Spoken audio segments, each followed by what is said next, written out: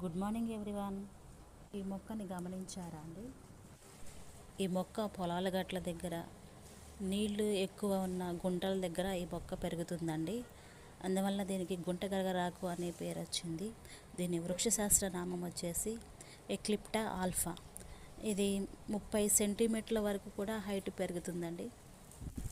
ఈ మొక్క ఆరోగ్యానికి మొత్తం ఆయువు పట్టండి.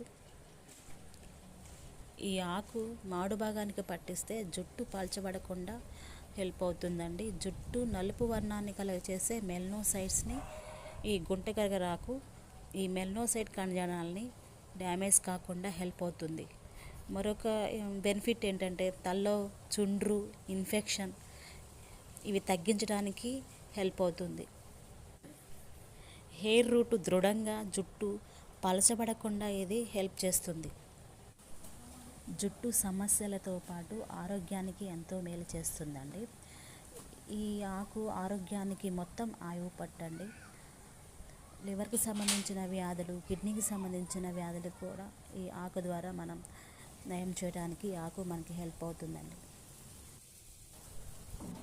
ఈ ఆకునే భృంగరాజ్ అని అంటారండి. ఇది కొన్ని చోట్ల కేశరాజ్ అని కూడా అంటారు. కేశాలకి రారాజు అన్నట్లు.